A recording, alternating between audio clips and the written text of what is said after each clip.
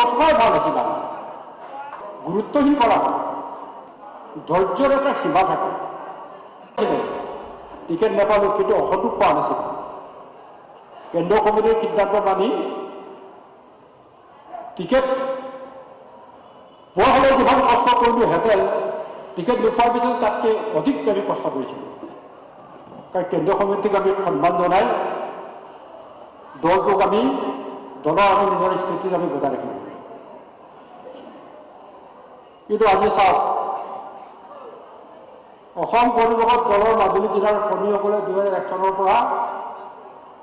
চৰকাৰৰ সোৱাদ পোৱা নাই আগৰ 3 বছৰ কংগ্ৰেছৰ শাসনকালত আহিব আমাৰ কৰ্মীসকলে আশা নিৰাশাৰ মাজত থাকিল পিছৰ 2টা কাৰ্যকালত আমি আসন এৰি দিলোঁ বিজেপি চৰকাৰ আহিল আমি মৃত্যুযুদ্ধত তেওঁলোকৰ লগত থাকিলোঁ কিন্তু আমাৰ থকাতকৈ নথকাই ভাল আছিল আমাক মাহিয়াই দৃষ্টিৰে চালে সম্পূৰ্ণ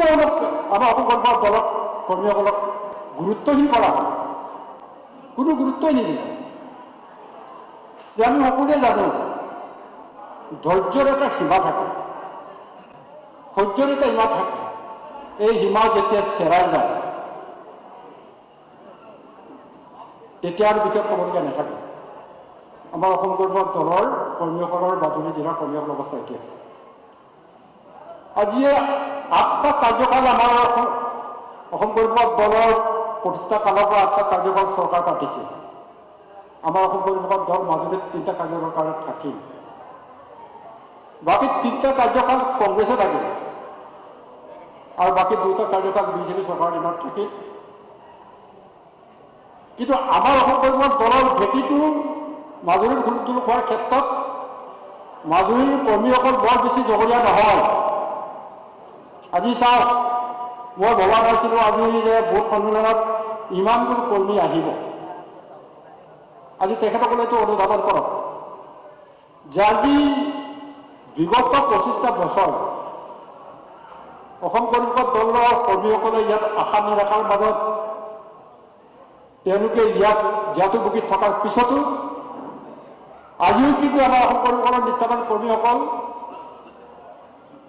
একেদৰে আছে স্থিতি এতিয়াও অসম পৰিৱেশ দলৰ স্থিতি আমি কোনো পৰ্যায়ে দুৰ্বল হৈছে বুলি ক'ব নোৱাৰোঁ তো সেইকাৰণে আৰু বেছি দুবিধা নক'লোঁ শেষত এটা কথা কৈছোঁ কৰ্মীসকলে এবাৰ আমাৰ দুজনকৈ সাংসদক দেখা পায় যদিও সভাপতি কাৰ্যকৰী সভাপতি নাই অন্ততঃ কিবা এটা আশা কৰিছে এইবাৰ আমাৰ কিবা এটা হ'ব এইটো সকলোৱে ভাবিছে আৰু এইবাৰ যদি কেনেবাকৈ নহয় মই দলৰ দীৰ্ঘদিনীয়া অভিজ্ঞতা কৈছোঁ আৰু আমাৰ কৰ্মীসকলৰ ধৈৰ্যবিলাক আপোনাৰ ধৈৰ্য ধৰি থকাটো অলপ টান হ'ব আৰু তেওঁলোকৰ হয়তো ধৰি ৰখাটো বহুত টান হ'ব কিমান সহ্য কৰিব গতিকে সেইকাৰণে আমি আজি কেন্দ্ৰৰ দুজনকৈ আমাৰ সাংসদ আহিছে তেখেতসকলক পঠাইছে ইয়ালৈ আমি তেখেতসকলে আমাৰ ইয়াৰ পৰা বাৰ্তাটো লৈ যাওঁ এইবাৰ কি প্ৰচেষ্টাৰে পাৰে আমাৰ সাধাৰণতে কোৱাৰ দৰে আমাৰ অসম পৰিৱেশৰ দলৰ যিটো ঐতিহ্য এইটো ঘূৰাই আনি দিবলৈ চেষ্টা কৰক আৰু যিকোনো প্ৰকাৰে আমাক এইবাৰ মাজুলীত আসনটো দিয়াৰ তেখেতসকলে চেষ্টাটো কৰক সেই বাৰ্তাটো তেখেতসকলে লৈ যাওক আমাৰ কেন্দ্ৰীয় কমিটিৰ দলৰ সভাপতিয়ে কাৰ্যকৰী সভাপতিকে জনাব বুলি আশা ৰাখিছোঁ আমি অতি আগ্ৰহেৰে বাচ্ছা আছোঁ মই মোৰ কাৰ্যকালত মই একো সহায় কৰিব নোৱাৰিলোঁ হ'লেও দলীয় কৰ্মীসকল আমাৰ লগত থাকিল আজি মই দায়িত্বত নাথাকিলেও তেওঁলোকৰ কাৰণে মাত মতাৰ এটা দায়িত্ব মোৰ আছে আপোনালোকৰ আশীৰ্বাদ থকালৈকে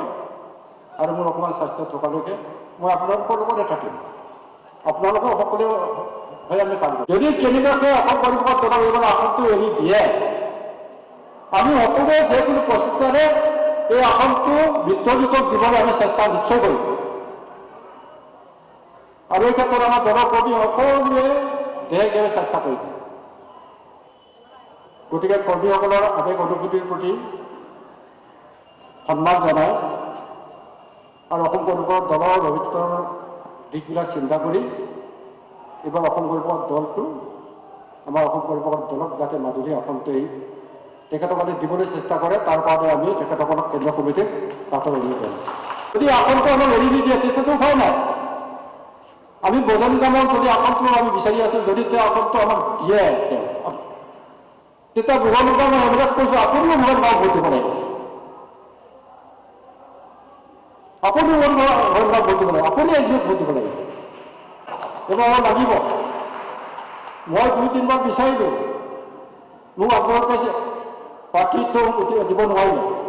মোৰ অসন্তোষ নাই, কিন্তু সেইবাৰ মই নিজৰ কাৰণে বিচৰা নাই, মোৰ দলীয় কৰ্মীৰ কাৰণে বিচাৰিছোঁ, আমি আগবঢ়াই দিছোঁ,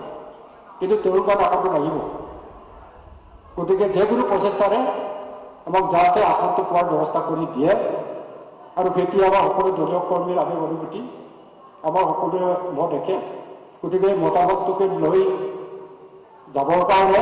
আমি দুজন সাংসদক আমাৰ পৰা আহ্বান জনাই আৰু যাতে তেখেতসকলৰ প্ৰচেষ্টাত আৰু ভৱিষ্যতে আমি তেখেতসকলক আমাৰ ফালৰ পৰা মাজুলী বাকী শুভেচ্ছা দিবলৈ পাৰোঁ যে তেখেতসকলে আমাৰ দলীয় কৰ্মীসকলক বৰ সহায় কৰি দিয়ে।